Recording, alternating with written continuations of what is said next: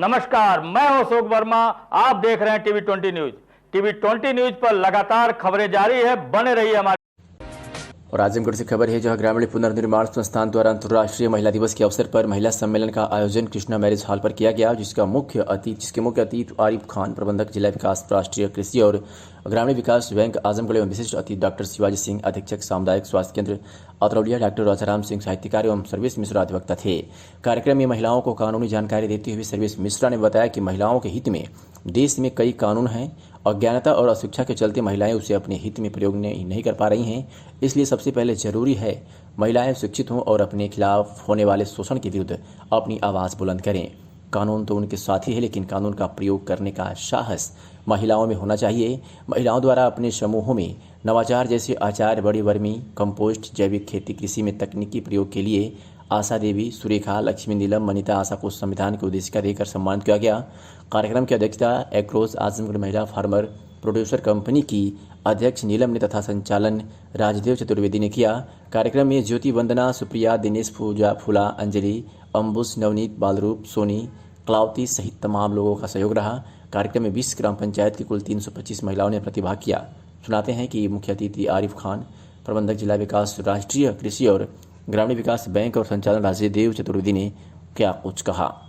पहले अपना परिचय दीजिए। नमस्कार, मैं आरिफ खान, ज़िला विकास प्रबंधक आजमगढ़ और मऊ ज़िले का, राष्ट्रीय कृषि और ग्रामीण विकास बैंक। ये आज अतरौलिया में आपने महिला शक्ति दिवस के लिए महिलाओं को क्या चीज़ के लिए जागरूक किया, क्या बताया इसके बारे में? देखिए, हर वर्ष 8 मार्च को पूरे विश्व में अंतर्राष्ट्रीय महिला दिवस का आयोजन किया जाता है।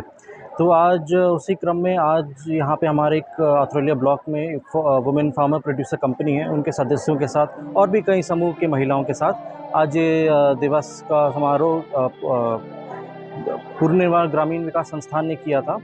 तो आज इसी के क्रम में बहुत जितनी भी महिलाएं यहाँ पे आई हैं, आज उनको कई अनेक बिंदुओं के ऊपर चर्चा हुई है, जैसे कितना ज़रूरी है उनके लिए एक बैंक का बचत खाता खोलना, या उनके जितना भी किसान क्रेडिट कार्ड अगर कोई महिलाएं किसान लेना चाह रही हैं उसका लेना। उसके साथ साथ बहुत सारी महिलाएं हैं जो अपने घर पे अचार, पापड़, मुरब्बा या इस टाइप का अनेक चीज़ें बनाती हैं, बट और भी बहुत सारे काम हैं जिसमें उनको प्रशिक्षण की ट्रेनिंग की आवश्यकता होती है। तो इस क्रम में उनको बताएगा कि इसमें राष्ट्रीय कृषि और ग्रामीण विकास बैंक कहाँ कहाँ उनकी सहायता कर सकता है। और जितने भी हमारे समूह हैं उनके लिए मार्केटिंग के लिए अगर हम रूरल मार्ट या ऐसा कोई इंटरवेंशन हम लोग ला सकते हैं, तो आज उसके बारे में इन सबको जागरूक किया गया है। क्या चीज़ की ट्रेनिंग दी जाती है जिससे महिलाओं को काम होता है, जैसे कि चर्चा की जा रही है? देखिए, जो ट्रेनिंग होती है वो हमारी एक प्रयास रहता है कि वो ट्रेनिंग की जो मांग है वो महिलाओं की तरफ से ही आए। अगर वो खुद ऐसा कोई एक कार्य सिलेक्ट कर सकती हैं जिसमें उनको लगता है कि उनको ट्रेनिंग की ज़रूरत है, और अगर वो लोग वो काम करेंगी तो उनको ज़्यादा अच्छा दाम मिल सकता है, वो ज़्यादा अच्छा बेच सकती हैं, उनकी इनकम बढ़ सकती है।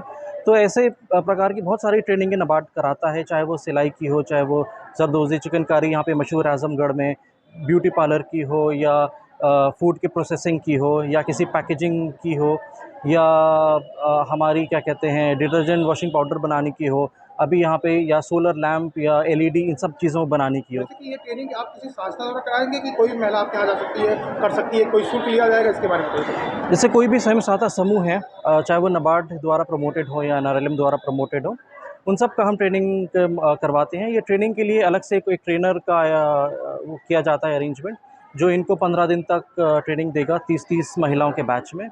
तो ऐसे इनको ट्रेनिंग किसी संस्था के माध्यम से दी जाती है। शुल्क भी लिया जाता है? जी, शुल्क भी लगता है कुछ महिलाओं को?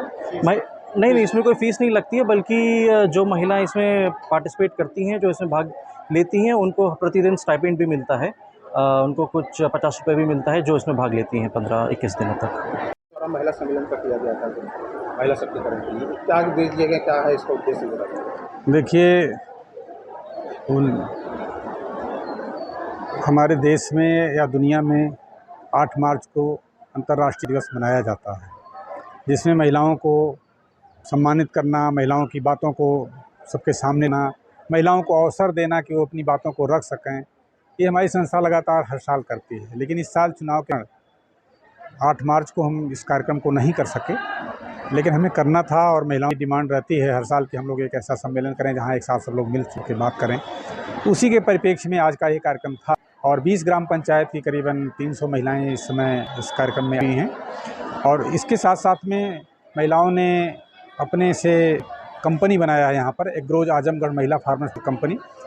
ये सारी महिलाएं उसकी शेयर होल्डर हैं और ये इस तरीके से मिलकर एक दूसरे से सीख करके अपने उत्पाद को आगे चाह रहे हैं। इसी क्रम में हम जिले से नाबार्ड के डीएम को भी बुलाया, स्वास्थ्य विभाग के लोगों को बुलाया था, डीएस के लोगों को बुलाया, दूसरे हमारे गणमान्य साथी थे जो अपना विचार रखे, जिससे महिलाओं के अंदर ऊर्जा भरने का काम किया गया है ताकि वो साल भर तक अपनी इसी ऊर्जा को लेकर के काम करती रहें। क्योंकि महिलाओं के सामने सारी समस्याएं होती हैं और बड़ी जिम्मेदारियां होती हैं। उन जिम्मेदारियों के निभाने के बावजूद महिलाओं को उनके परिवार में, उनके समाज में कोई यथोचित सम्मान नहीं मिल पाता है। और संस्था का पूरा प्रयास है कि महिलाओं का पूरा सम्मान मिले, क्योंकि हमारा संविधान महिला और पुरुष में कोई भेद नहीं करता है, वो दोनों को बराबर देखता है। इसी क्रम में मैंने जो इस कार्यक्रम में अच्छा काम कर रहे थे या जो हमारे अतिथि थे, सबको हमने भारत के संविधान की उधार भेंट करके सम्मानित भी किया है।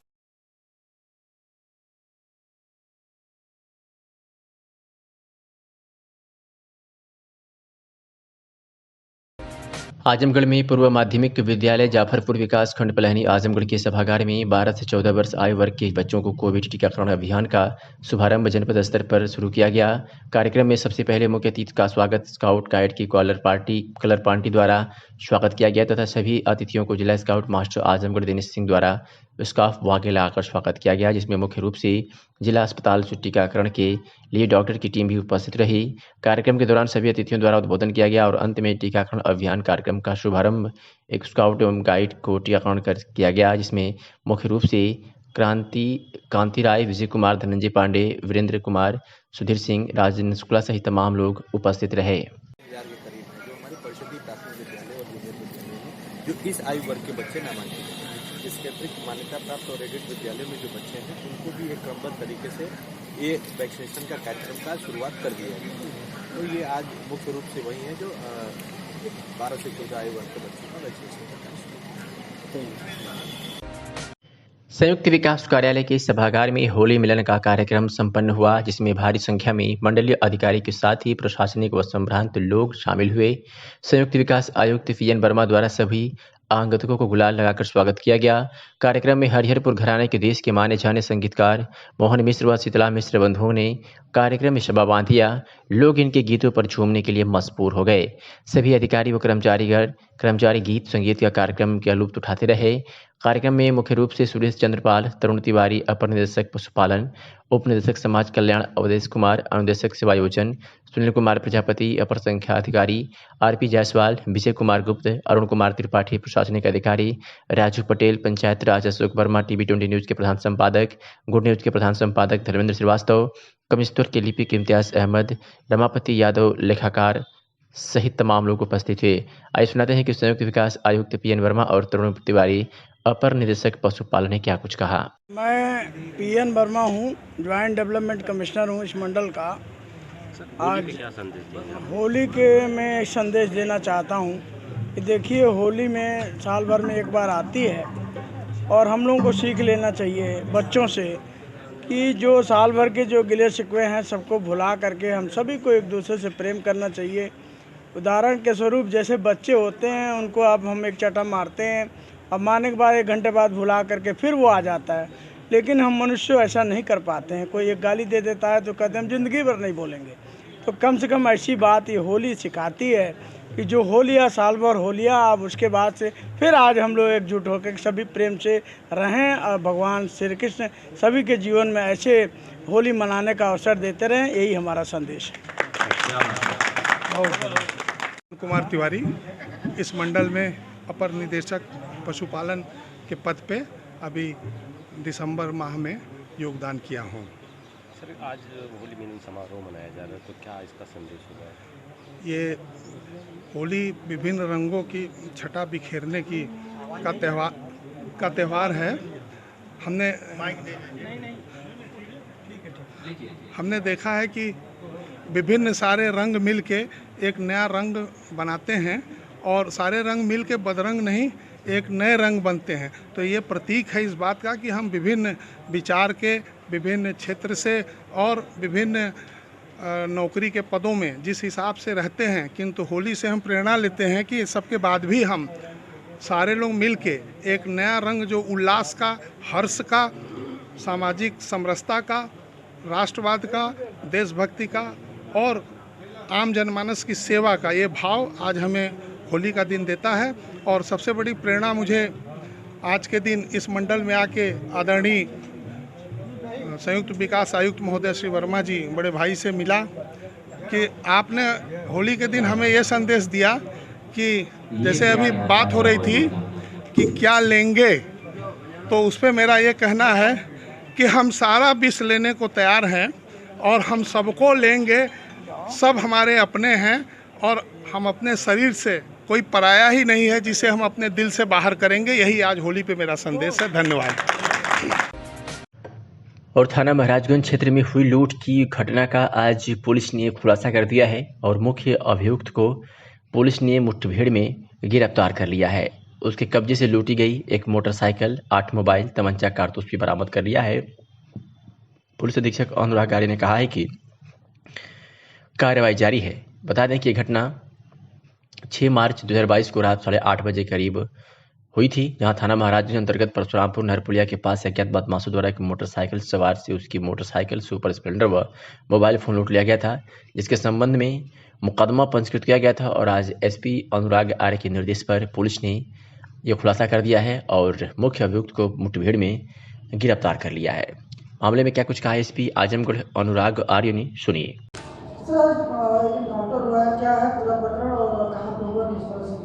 थाना महाराजगंज अंतर्गत 6 तारीख को एक बाइक और मोबाइल लूट की घटना घटित हुई थी, जिसमें थाना प्रभारी को अनावरण के लिए निर्देशित किया गया था।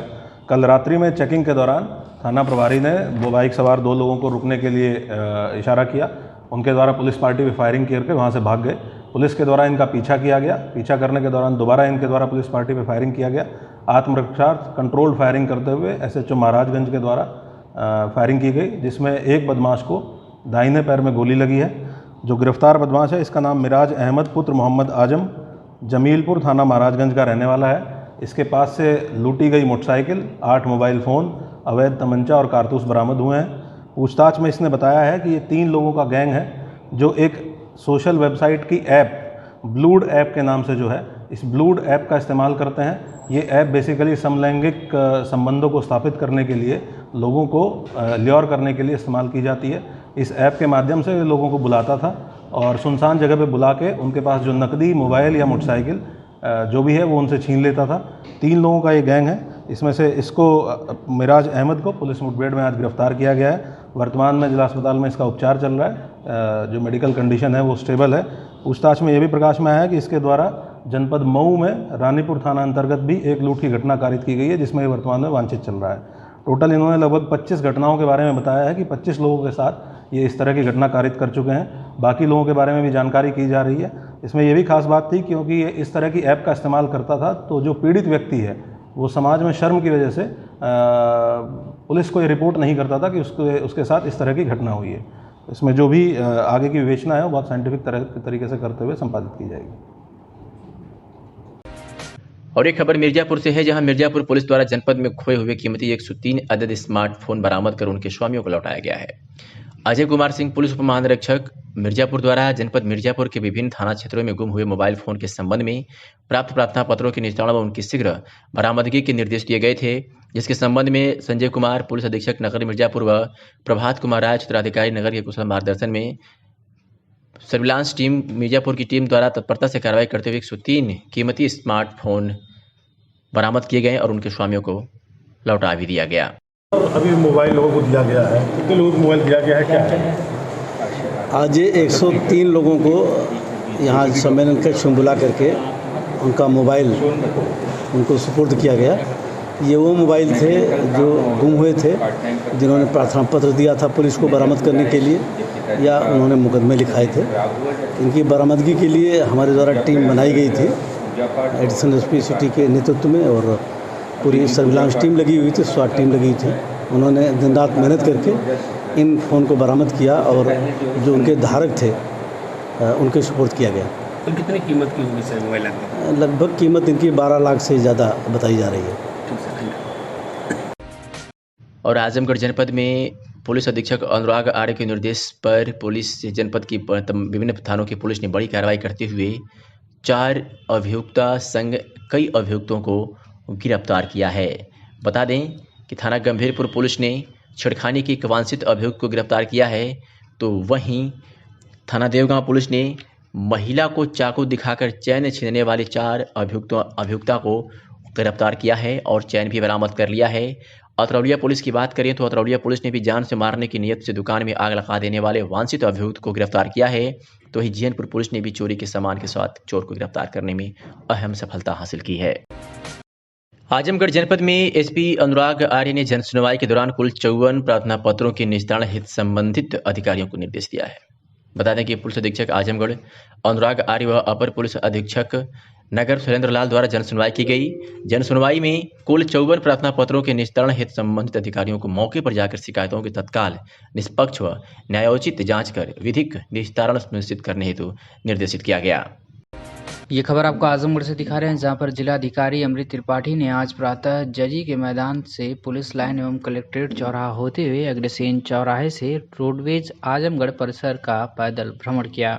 भ्रमण के दौरान जिलाधिकारी ने सफाई व्यवस्था का जायजा लिया। जिलाधिकारी ने भ्रमण के दौरान अधिशासी अधिकारी नगर पालिका को निर्देश दिए कि जहां पर गंदगी है वहां की साफ सफाई कराना सुनिश्चित करें तथा जाम हुई नालियों को तत्काल साफ कराना सुनिश्चित करें। उन्होंने कहा कि नालियों पर टूटी हुई पट्टियां को हटवाकर तत्काल नई पट्टियां लगवाना सुनिश्चित करें। उन्होंने कहा कि रोड के किनारे लगी हुई दुकानों को एक जगह चिन्हित कर उन सभी दुकानों को वहां शिफ्ट कराएं। जिलाधिकारी ने ईओ नगर पालिका को निर्देशित किया कि रिक्शा स्टैंड को साफ कराकर कलर पेंट कराना सुनिश्चित करें। इसी के बगल में स्थापित नेगी के बॉक्स को और अच्छा अलमारी टाइप में बनाकर कई खानों में बांट दें।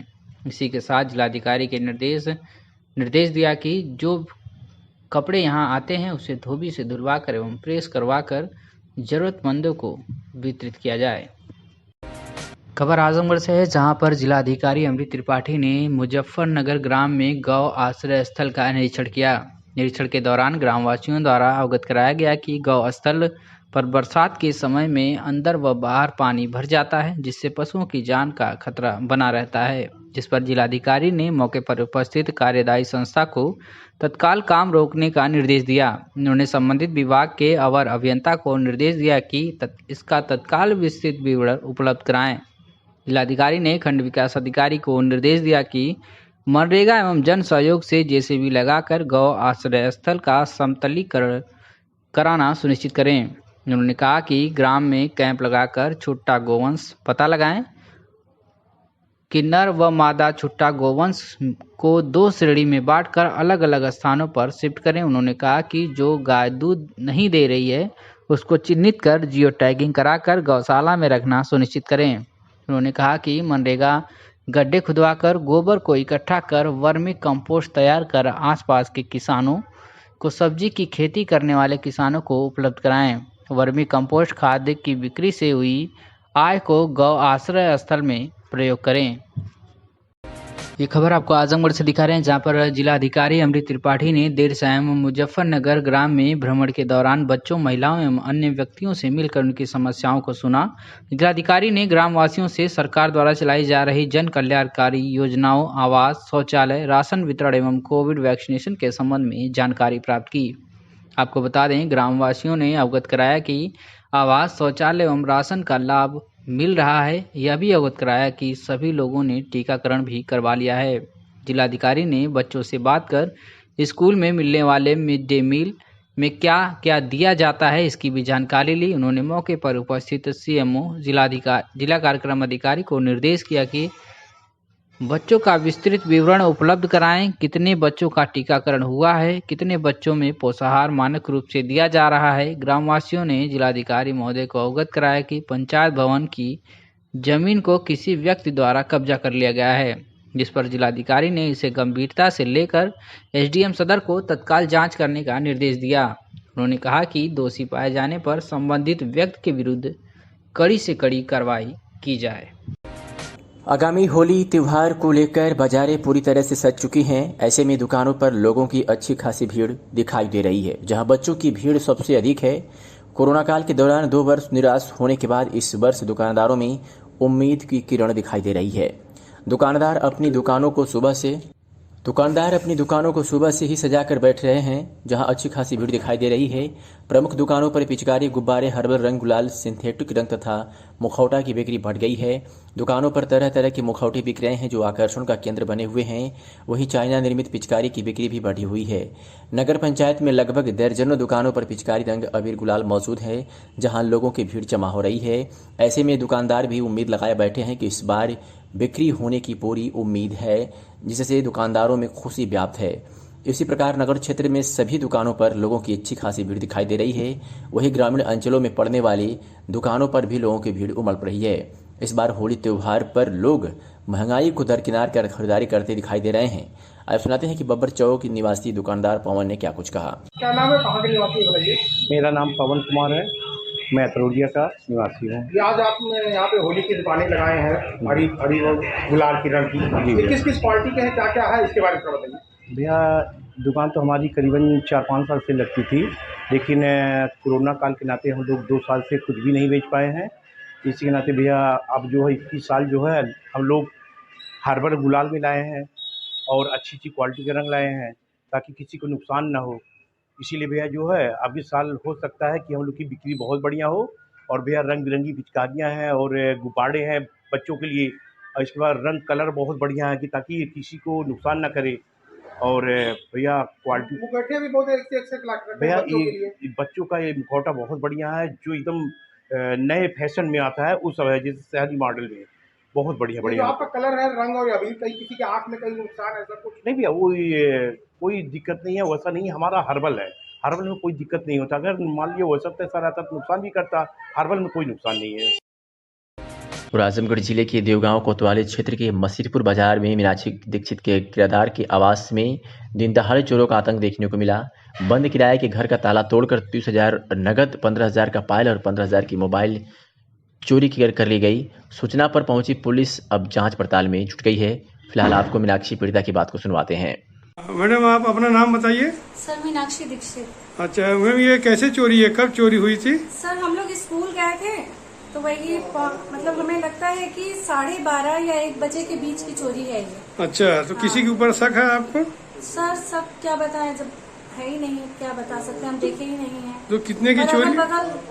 अच्छा, तो कितने की चोरी हुई है लगभग आपकी? सर 30,000 रुपए कैश मेरा गया है। अच्छा। और 15,000 की पायल और प्लस 15,000 का फोन। अच्छा, ये जब आप आई हैं तो आपको ताला टूटा हुआ था। टूटा हुआ मिला, ये सब सामान बिखरा हुआ मिला? इसी तरह बिखरा हुआ था सारा। अच्छा ठीक है मैम, धन्यवाद। आज आजमगढ़ जिलाधिकारी पूरे फुल फार्म में देखे गए और जगह जगह शहर सहित तमाम क्षेत्रों का जिलाधिकारी ने भ्रमण किया और आवश्यक दिशा निर्देश दिए। इसी दरमियान जिलाधिकारी अमृत त्रिपाठी आज महिला जिला अस्पताल पहुंच गए और वहां का निरीक्षण किया। निरीक्षण के दौरान जिलाधिकारी को मरीजों के अभिभावकों द्वारा अवगत कराया गया कि प्रत्येक ऑपरेशन पर मरीजों से पैसा लिया जाता है। जिलाधिकारी ने मरीज वार्ड में जमकर जाकर मरीजों से पूछताछ किया तो अभिभावक द्वारा बताया गया कि किसी भी काम के लिए पैसा मांगा जाता है, जिस पर जिलाधिकारी ने मुख्य चिकित्सा अधिकारी को निर्देश दिया कि जिन चिकित्सकों की ड्यूटी लगाई गई है उन चिकित्सकों का विवरण उपलब्ध कराएं। उन्होंने कहा कि इस पूरे प्रकरण को विजिलेंस टीम द्वारा विशेष जांच करवाकर संबंधित चिकित्सकों के खिलाफ कठोर कार्रवाई सुनिश्चित की जाए। जिलाधिकारी ने कहा कि गरीब मरीजों के साथ किसी भी प्रकार की लापरवाही अथवा पैसा लिए जाने के प्रकरण में 0 टॉलरेंस पर कार्य किया जाएगा। आजमगढ़ में उत्तर प्रदेश राज्य विधान परिषद के लिए चल रही नामांकन प्रक्रिया के दूसरे दिन बुधवार को समाजवादी पार्टी के प्रत्याशी राकेश यादव गुड्डू ने गहमा-गहमी के बीच अपना नामांकन पत्र दाखिल किया। उन्होंने 2 सीटों में अपना नामांकन पत्र दाखिल किया। इस दौरान उन्होंने दावा किया कि भाजपा का जिले में कुछ भी नहीं है और उनके पंचायत के साथी एक फिर से उन्हें MLC बनाने का कार्य करेंगे। आजमगढ़ मऊ स्थानीय प्राधिकारी निर्वाचन क्षेत्र से उत्तर प्रदेश राज्य विधान परिषद के लिए द्विवार्षिक निर्वाचन के अंतर्गत दूसरे दिन कड़ी सुरक्षा व्यवस्था के बीच नामांकन चल रहा है। दोपहर में समाजवादी पार्टी के घोषित प्रत्याशी राकेश यादव गुड्डू अपने प्रस्तावकों के साथ कलेक्ट्रेट पहुंचे और 2 सीटों में अपना नामांकन पत्र दाखिल किया। नामांकन पत्र दाखिल करने के बाद राकेश यादव गुड्डू ने टिकट मिलने के लिए सपा के राष्ट्रीय अध्यक्ष का धन्यवाद किया। इस दौरान उन्होंने कहा कि आजमगढ़ जिले में भाजपा का कुछ भी नहीं है। चंद दिनों पहले संपन्न हुए विधानसभा के चुनाव में जिले से उसका सफाया हो गया है। उन्होंने कहा कि उनके पंचायत प्रतिनिधि एक बार फिर से उनका साथ देंगे। हम आज अपने समाजवादियों संघ 2 सेट में पर्चा दाखिल किया है। पिछली बार भी आप ही का कार्यकाल रहा है, इस बार भी आपको टिकट मिला है, तो जनता के लिए आपने कैसे मतलब सुविधाओं के लिए किस तरह का कार्य किया कि फिर से आपको जनता मिल सके? हम लोग हमेशा जनता के लिए सड़क से लेकर सदन तक लड़ने का काम करते हैं, लेकिन भारतीय जनता पार्टी लोगों को बहका करके ध्यान हटाने की राजनीति करती है और झूठ बोल करके पुनः सत्ता में आ गई और सड़क से लेकर सदन तक संघर्ष करने का हम समाजवादी साथी लोग करेंगे। भारतीय जनता पार्टी से किस प्रकार अपनी टक्कर मानते हैं? आजमगढ़ जनपद में भारतीय जनता पार्टी कोई मतलब नहीं है। आपने पिछले दिनों देखा होगा हमारे सभी विधानसभा के शानदार साथी समाजवादी पार्टी के प्रत्याशी चुनाव जीते हैं और आजमगढ़ जनपद में भारतीय जनता पार्टी का कुछ नहीं है और हमारे जो पंचायत प्रतिनिधि साथी हैं हमें पुनः जिताने का काम करेंगे। इस बार तो आपकी सरकार नहीं है, फिर आप चुनाव में किस प्रकार? आजमगढ़ में हमेशा समाजवादियों की सरकार रही है। इतिहास को कायम रखने के लिए आप निश्चित रूप से अपनी एकता कायम रखना। हिंदू मुसलमान के नाम पर अगर कोई भड़काए, इस देश में उनकी नहीं, उनके कहीं कोई पहचान नहीं बन पाई। मुझे पूरा भरोसा है इन शब्दों के साथ आपका ये पुराना सेवक आपका स्वागत करता है, अभिनंदन करता है और मुझे पूरा विश्वास है कि शानदार जीत लेकर के हम अखिलेश यादव के पास जब गुड्डू जाएंगे तो आजमगढ़ का पूरा विश्वास के ये प्रतीक बन करके, क्योंकि नेताजी हमारे लोगों ने वक्ता साथियों ने बताया।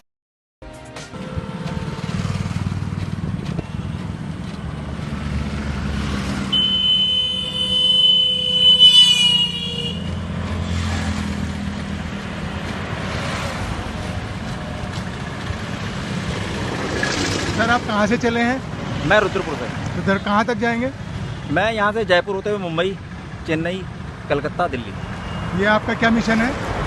ईवीएम बैन होनी चाहिए, बैलेट पेपर से चुनाव होना चाहिए। ये क्या सिद्धांत लेके चल रहे हैं आप अपने देश के लिए? सिद्धांत समझ लो, डेमोक्रेसी खत्म हो रही है, डेमोक्रेसी बचाने के लिए हमें ये सब करना पड़ेगा। अभी मौजूदा सरकार के लिए क्या कहेंगे आप, क्या संदेश देंगे मौजूदा सरकार को? सरकार की जान ईवीएम में बंद है, अडानी अंबानी की गुलाम सरकार है, अगर उन्हीं के लिए कुछ कर रही है। क्या आप दिल्ली तक भी जाएंगे इसके लिए? मैं समापन दिल्ली करूँगा यात्रा का अपनी दिल्ली, बाकी उसके बाद फिर देखते हैं क्या चालू होता है काम। मोदी जी को कोई संदेश देना चाहेंगे?